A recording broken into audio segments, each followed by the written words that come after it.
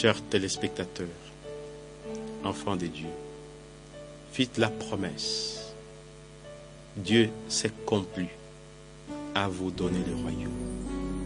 Petit troupeau, ne vous inquiétez pas parce que votre Père s'est complu à vous donner le royaume. Bien-aimés, nous allons méditer aujourd'hui sur la foi. Il me semble qu'il y a une question de Jésus qui devait nous faire trembler, nous tous. Le Fils de l'homme, quand il reviendra sur la terre, trouvera-t-il encore la foi sur la terre? Quand Jésus reviendra dans sa gloire, trouvera-t-il encore des chrétiens? Est-ce que nous continuerons de croire? Est-ce que nous continuerons à lire la parole de Dieu? Est-ce que notre foi sera effective? La foi, cette vertu théologale, sans laquelle personne ne pourra voir la face de Dieu, car l'objet de notre foi, c'est Dieu lui-même, c'est Jésus son Fils. L'apôtre Jean, 1 Jean 5, 14 à 17, nous donne quelques éléments de la foi. La foi, nous avons l'assurance en Dieu, que si nous lui demandons quelque chose selon sa volonté, il nous écoute. Et si nous écoutons tout ce que nous lui demandons, nous savons que nous possédons déjà ce que nous lui avons demandé. Le catéchisme de l'Église catholique nous dit que la foi grandit grâce à deux choses. La première chose, c'est la prière. La deuxième chose, la lecture amoureuse de la parole de Dieu. L'apôtre Paul nous dit, Romains 10, verset 9, la foi vient de ce que l'on entend. Ce que l'on entend vient de la prédication. La prédication vient de la parole. Pour grandir dans la foi, nous devons prier. Nous devons méditer la parole de Dieu. Mais j'aimerais prendre toujours les modèles de la foi. Je vais vous parler de la foi de Marie. Je pourrais vous parler de la foi de Jean-Baptiste. Je pourrais vous parler de la foi de Jésus. Je pourrais vous parler de la foi d'Abraham. Mais j'ai choisi de vous parler de la foi de Marie parce qu'elle me présente des caractéristiques fondamentales pour notre vie chrétienne. Une foi, je pourrais dire incomparable. Une foi qui est un rocher. Une foi inébranlable. Une foi solide. Regardons les moments cruciaux, la Vierge Marie. J'aimerais que nous puissions méditer la foi de la Vierge Marie au pied de la croix.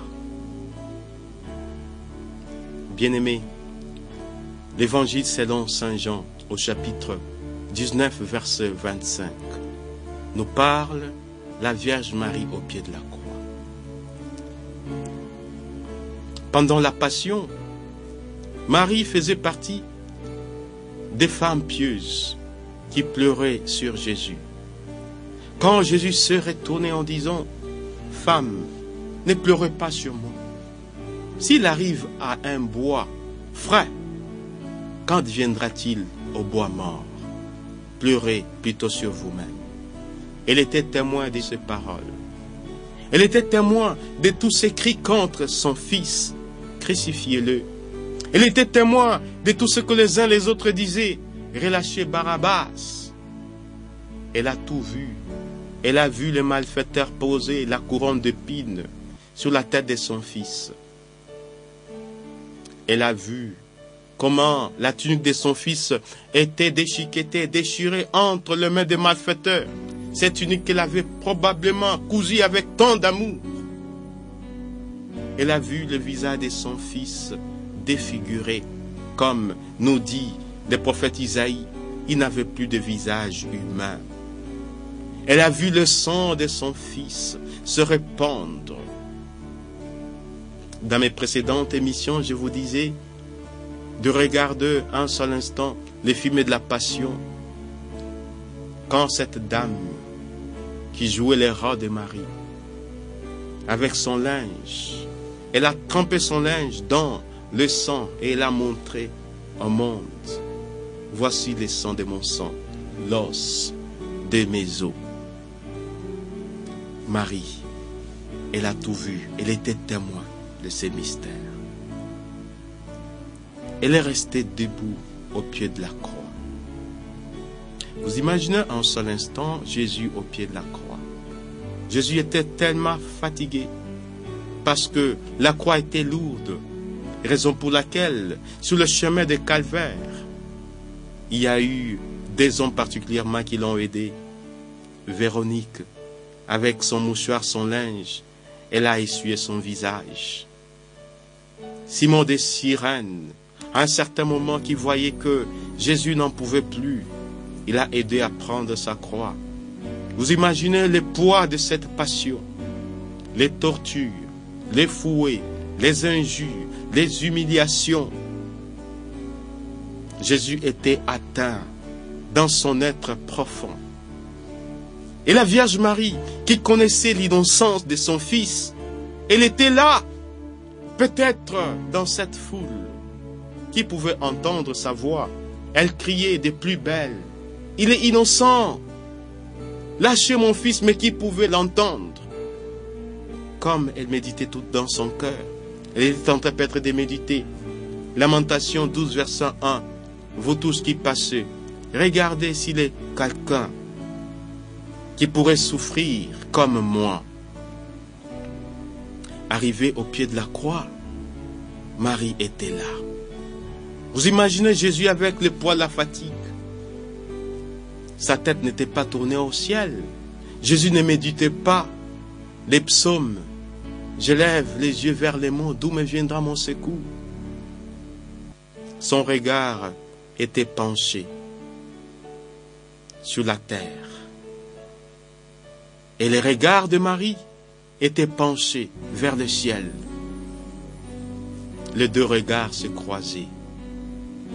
Quelle communication! Quelle communion! Il n'y avait plus de paroles. Les mots ne pouvaient pas exprimer une telle épreuve.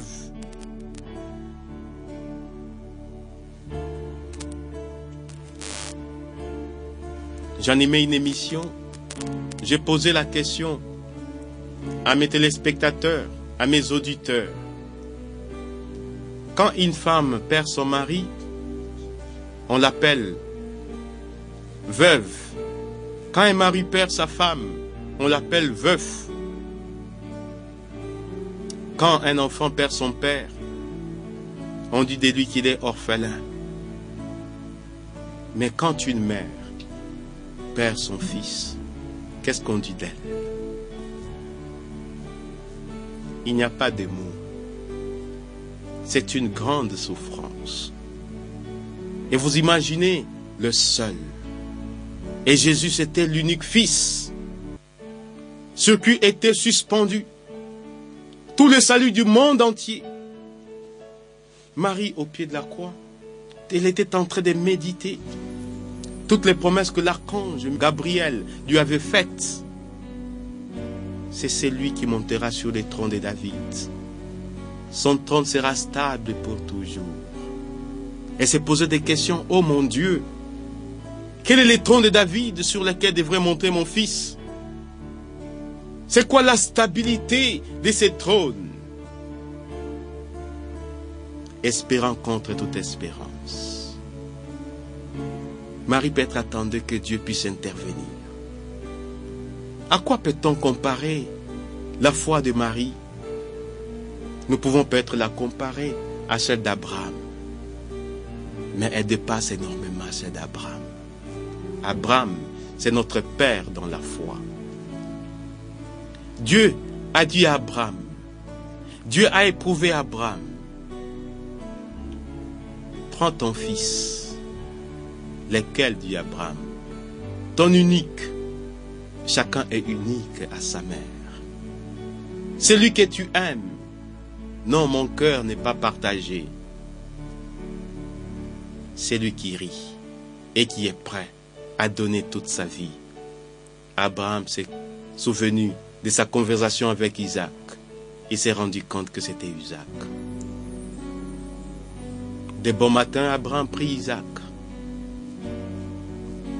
Abraham, le père de la foi. Marie est la mère de l'humanité.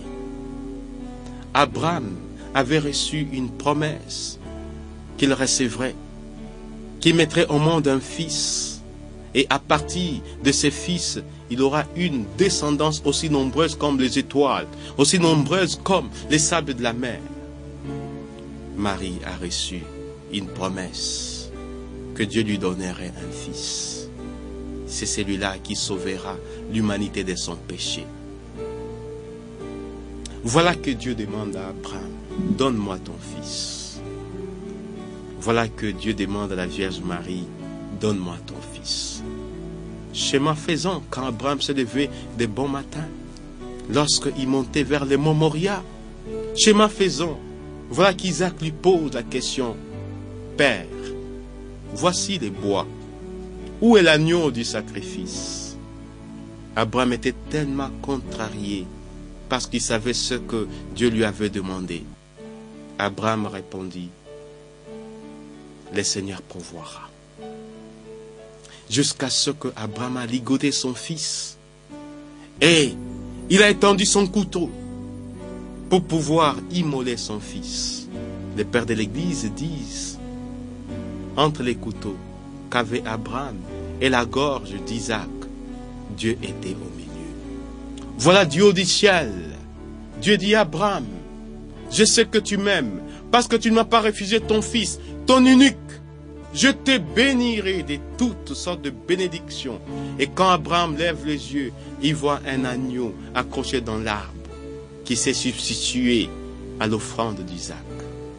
Vous imaginez un seul instant, Marie méditait cette scène. Et Marie espérait contre toute espérance. Elle se disait, peut-être Dieu va intervenir. Peut-être Dieu pourra prendre quelqu'un d'autre pour que mon fils descende de la croix. Parce que le salut est suspendu sur le seul fils. Mais quand Marie a commencé à entendre les paroles de l'amour crucifié, les paroles que Jésus prononçait sur la croix, quand Marie a entendu, entre tes mains, je remets mon esprit. Quand Marie a entendu, Père, pardonne-leur car ils ne savent pas ce qu'ils font. Quand Marie a entendu, tout est accompli. Alors, il fallait qu'elle puisse aussi adhérer à la volonté de Dieu le Père. Elle a compris la volonté de Dieu le Père. Il fallait que son fils soit donné. Elle a consenti à l'immolation de son fils, comme dit le Concile Vatican II dans sa constitution dogmatique Lumen Gentium. En consentant à l'immolation de son fils, c'est comme si elle consentait à sa propre immolation. La foi de Marie, à quoi peut-on la comparer? Bien-aimés, nous pouvons avoir la foi, mais il y a une qualité de la foi. C'est ce que nous dit Saint Jacques. Dieu permet à ce que nous soyons éprouvés pour justifier la qualité de notre foi. Et avec Marie, nous pouvons maintenant voir la qualité de notre foi. Si Marie est restée debout, elle a été debout dans son âme, debout dans son esprit, debout dans son corps. Les épreuves ne l'ont pas terrassée. Alors nous pouvons recourir vers elle lorsque nous sommes éprouvés. Si elle est restée debout au pied de la croix, c'est pour que toi aussi, dans tes épreuves, tu ne sois pas terrassé, que tu ne sois pas anéanti, que tu sois debout. Lorsque tu as perdu un être cher, que tu sois debout. Parce que tu as un Dieu compatissant qui essuie les larmes de tous ceux qui pleurent. Marie est tendre mère. Si elle est restée debout, c'est pour que l'humanité soit engendrée, pour que l'humanité soit enfantée, pour que l'humanité soit accouchée. Que la très sainte Vierge Marie, en ces temps qui sont le dernier, continue d'intercéder pour chacun d'entre nous, pour que notre foi ne vacille pas quand son Fils viendra sur la terre.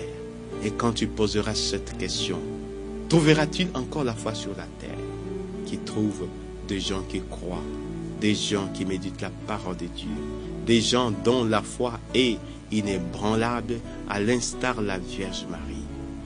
Jamais la croix ne disparaîtra de notre vie et sera toujours présente dans notre vie et nous rappelle des sacrifices ultimes de son Fils. Et nous rappelle toujours la présence de la Vierge Marie au pied de la croix. Demandons à seul qui a enduré une telle épreuve de soutenir notre foi. Et que le Seigneur notre Dieu vous bénisse, lui qui est éternellement Père, Fils et Saint-Esprit. Amen.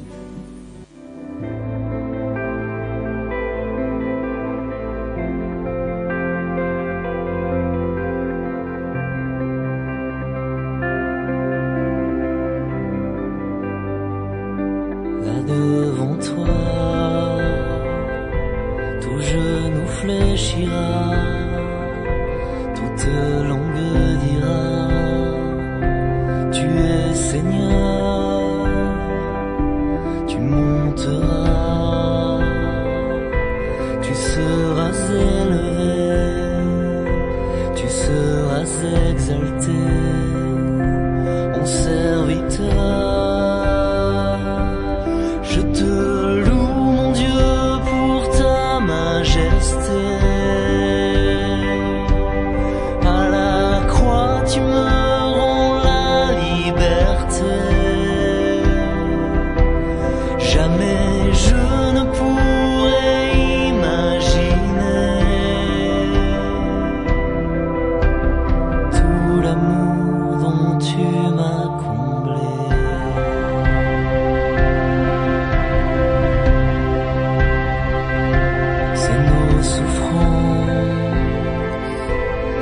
Il était chargé et c'est nos fautes qu'il portait et nous pensions qu'il était châtié et frappé par Dieu, humilié. Je te loue, mon Dieu, pour ta majesté. À la croix, tu me rends la liberté. Jamais je ne pourrais imaginer tout l'amour dont tu m'as comblé.